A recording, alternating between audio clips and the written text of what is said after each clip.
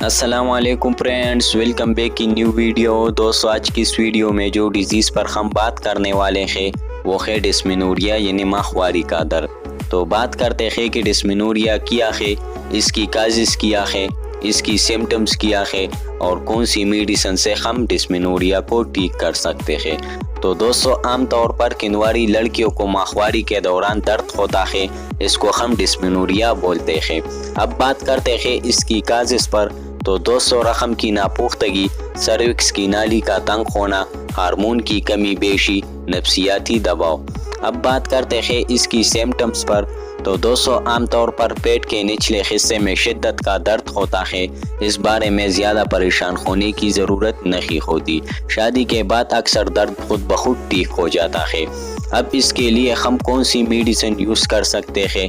تو دوستو اس کو ٹھیک کرنے کے لیے آپ یوز کر سکتے ہیں کیپسول ڈائکلوپینک سوڈیم، ٹیبلٹ پیراسیٹامول اور ٹیبلٹ آئیبروپین۔